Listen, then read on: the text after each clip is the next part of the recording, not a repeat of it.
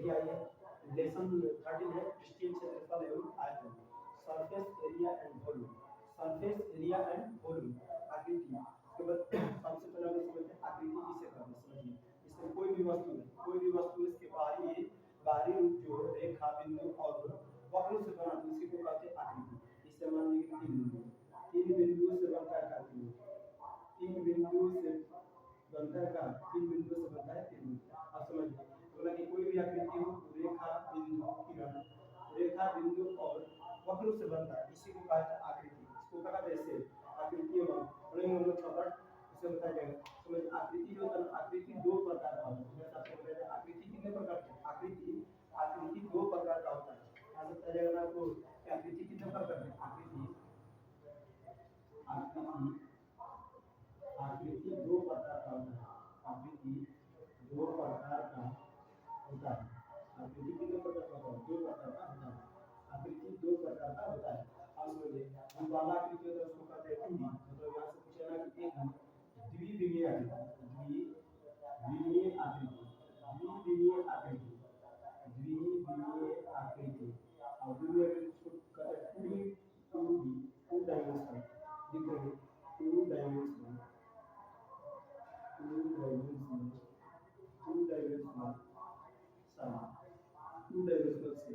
अब देखिए समझिए डायग्राम समझिए द्विविमीय आकृति किसे कहते हैं, ऐसी आकृति जिसमें लंबाई और चौड़ाई दोनों हो, ऐसी आकृति जिसमें लंबाई और चौड़ाई दोनों से कहते हैं, ऐसी आकृति जिसमें लंबाई और चौड़ाई दोनों से कहते हैं द्विविमीय आकृति। अर्थात होता है जिसमें लंबाई और चौड़ाई दोनों, यानी कि वैसी आकृति, वैसी आकृति, वैसी आकृति जिसमें, वैसी आकृति जिसमें लंबाई, वैसी आकृति जिसमें लंबाई बताते हैं, इस वैसी आकृति जिसमें लंबाई चौड़ाई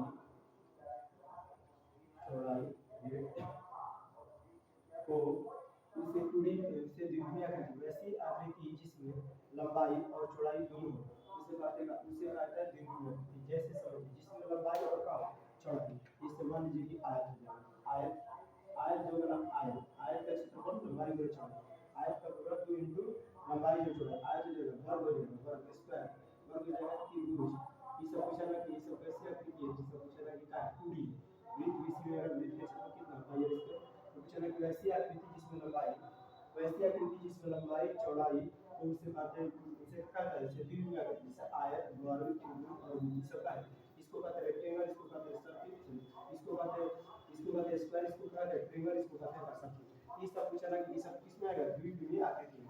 द्विविमीय आकृति वैसी आकृति जिसमें लंबाई और चौड़ाई उसे क्या कहते हैं, द्विविमीय आकृति कहा जाता है। और दूसरा दूसरा हो जाएगा त्रिविमीय आकृति, इसे 2D से लिखिए, इसे कैसे 2D मतलब क्या है डायमेंशन, चलिए त्रिविमीय आकृति, त्रिविमीय आकृति, त्रिविमीय आकृति मतलब पूछा जाएगा कि 3 dimension, 3 dimension, 3 dimension, 3 dimension, 3 dimension, 3 dimension से।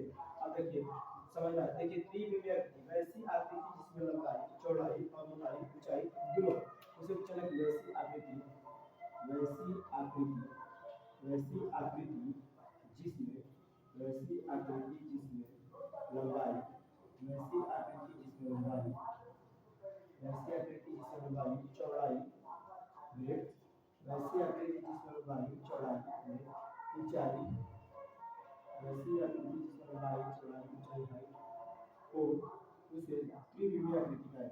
अब देखिए बताया कि वैसी आकृति जिसमें लंबाई चौड़ाई और ऊंचाई तीनों हो उसी को कहते हैं त्रिविमीय आकृति। अब त्रिविमीय आकृति का आपको बताया जिससे गोला हो जाए, गोला का आयतन 4/3 पाई कितना 3 गोला और क्या जाए गोला, शंकु, शंकु, शंकु, शंकु हो जाएगा, इसको कोण का इसको स्फीयर और इसको कहते हैं कोण, शंकु बेलन सिलेंडर और चलन का है। चलो समझिए देखिए बताएगा आपको कि सबसे पहले आकृति कितने प्रकार के हो बताएगा, द्विविमीय वैसी आकृति जिसका लंबाई और चौड़ाई दोनों से कहते हैं द्विविमीय, जैसे आयत वर्ग त्रिभुज प्रकार का। त्रिविमीय बताएगा आपको कि लंबाई वैसी आकृति जिसका लंबाई चौड़ाई और मोटाई, लंबाई चौड़ाई और ऊंचाई तीनों से का इसे कहा जाता है त्रिविमीय आकृति। आप समझिए यानी कहते हैं क्षेत्रफल, और कोई भी आकृति हो तो जो आकृति जितना आसान रहती है उसे क्या कहते हैं उसका क्षेत्रफल। आज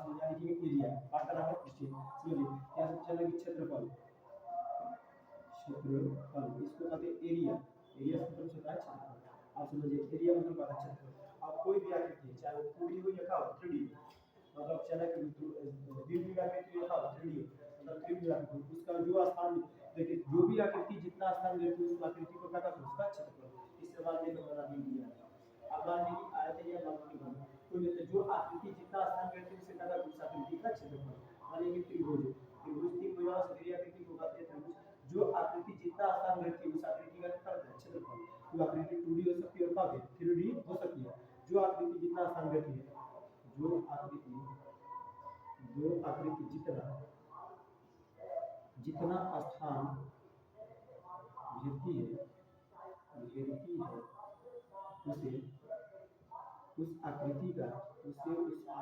है उसे उस आकृति का क्षेत्रफल कहा जाता है। उसे उस आकृति का क्या है क्षेत्रफल। उसे उस आकृति का क्षेत्रफल कहा जाता है।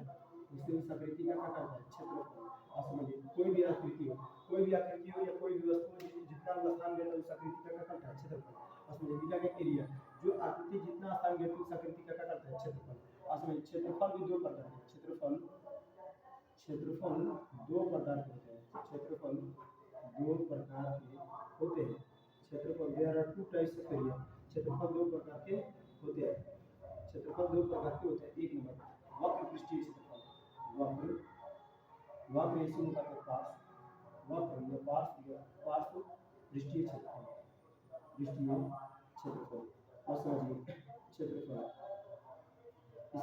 इसको हम कहते हैं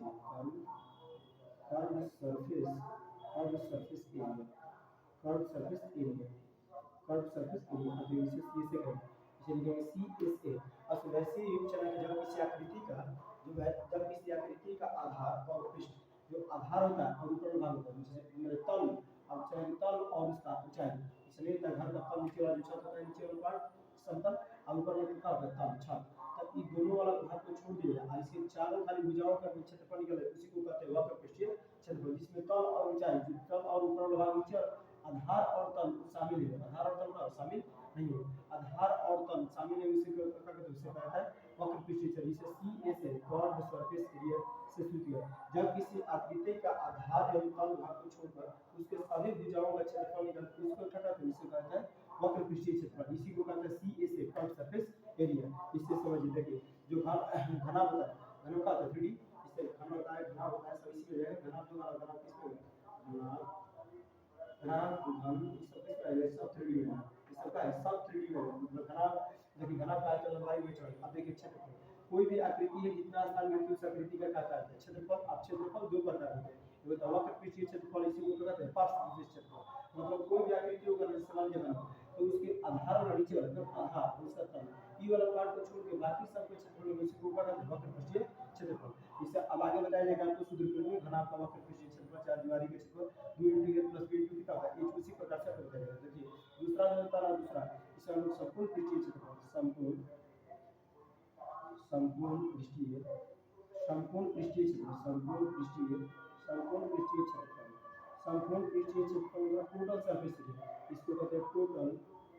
टोटल सरफेस एरिया। इसको कहते हैं टोटल सरफेस एरिया। अब देखिए संपूर्ण पृष्ठीय क्षेत्रफल मतलब संपूर्ण पृष्ठीय क्षेत्रफल का मतलब है टोटल सरफेस एरिया। अब देखिए लिखा है टोटल सरफेस एरिया का मतलब कोई भी आकृति मान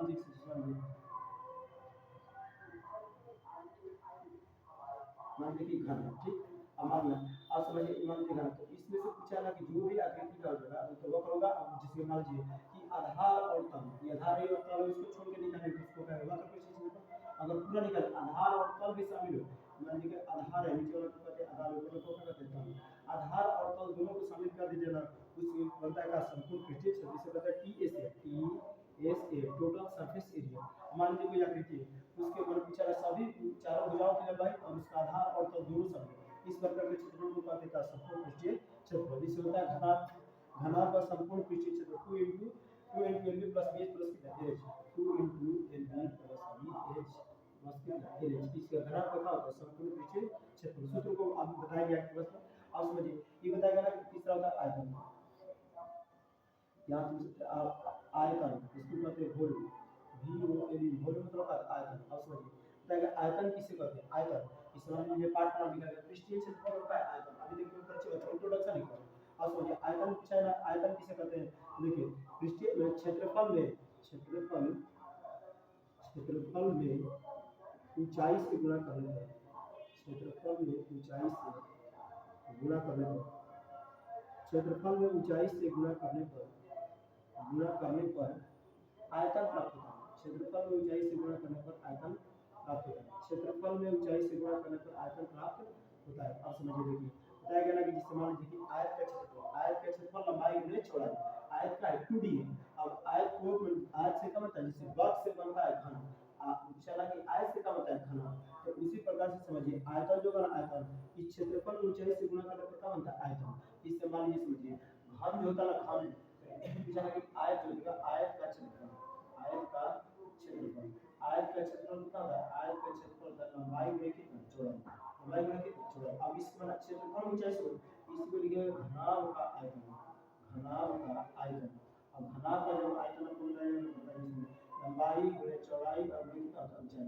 देखिए ये जो था ये एक्स्ट्रा में था ऊंचाई। अब पूछा कि क्षेत्रफल में ऊंचाई से गुणा करेंगे, क्षेत्रफल ऊंचाई से गुणा करके मान लीजिए क्षेत्रफल है, क्षेत्रफल ऊंचाई से गुणा करके क्या बनेगा? आयतन। क्षेत्रफल ऊंचाई से गुणा करने पर क्या बनता है? आयतन। ठीक है, फिर हम शुरू से बोलते हैं स्टार्ट करते हैं। बताया गया कि आकृति कोई भी वस्तु आकृति कोई भी वस्तु जो तेरा कोई भी वस्तु रेखा वक्र और चलक बिंदु से मिलकर बने उसी को कहते हैं आकृति।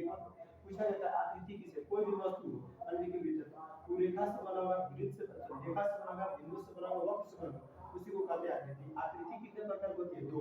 द्विमीय वैसी आकृति जिसमें लंबाई चौड़ाई दोनों हो, उस आकृति को क्या कहते हैं? दूसरे आकृति को कहते हैं द्विमीय। जैसे आयत का लंबाई और चौड़ाई, तो वर्ग में वर्ग का क्षेत्रफल भुजा स्क्वायर, त्रिभुज में 1/2 आधार पर सिस्टम, अब वृत्त में वृत्त का क्षेत्रफल पाई स्क्वायर। इस सब का 2D है। ऐसी आकृति जिसमें लंबाई और चौड़ाई दोनों उसी को कहते हैं 2D। अब समझिए त्रिमीय, त्रिमीय मतलब 3 डायमेंशन, इसे 3D से कर दें, इसको कैसे? 3D।